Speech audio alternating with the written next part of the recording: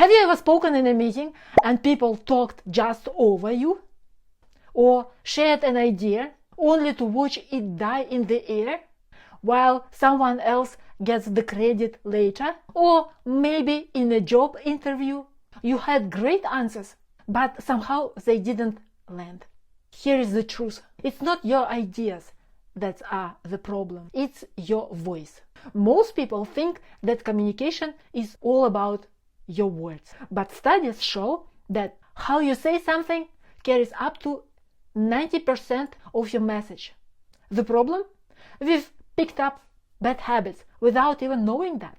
And those habits make us sound uncertain, flat, or forgettable. Today, I will show you 3 biggest mistakes that make people tune out, and the simple fixes that make people lean instantly. And don't worry, I will demo each of them separately, so you can feel the difference. Mistake number 1, the monotone. When your pitch doesn't rise or fall, your listener's brain stops processing. It's like a background noise. How to fix that? Pick the key words in a sentence and give them the most energy. For example, see the difference? The flat sentence. I think we should move forward with our plan. Or, I think we should move forward with our plan. Notice the second version has a natural rhythm. I think we should move forward with our plan. That's what keeps attention locked in. Mistake number 2, weak ending. When your voice drops or fades in the end of the sentence, you sound unsure, even if your idea is brilliant. How to fix that? End with a downward pitch. It signals certainty. Watch this. So that's kind of my idea. Or, that's kind of my idea. Go down. That's my idea. That's my idea. For more advices about your voice control and better negotiation skills and presentation brilliance, consider subscribing, press the notification button, and share this YouTube channel with your friends and followers. Mistake number 3. Feelers like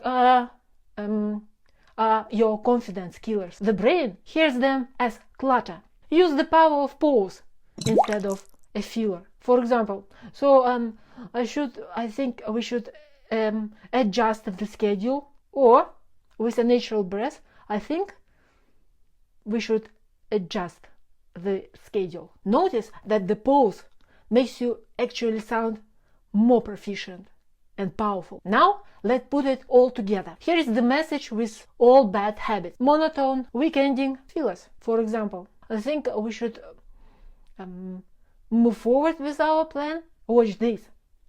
I think we should move forward with our plan. Which person would you listen to? The second one feels trustworthy, powerful, and professional. I think we should move forward with our schedule. These fixes aren't magic tricks. They work because they tap into how human brain works and how human brain responds to voice. Emphasis, direct attention. Strong ending, signal of your authority. Pauses, give time for meaning to land.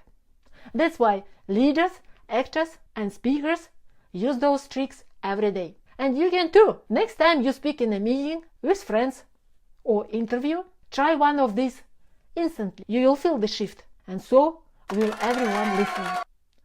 If this helps, share this video with someone who struggles to be heard. I will be sharing more voice strategies that will help you not just to speak, but to be heard.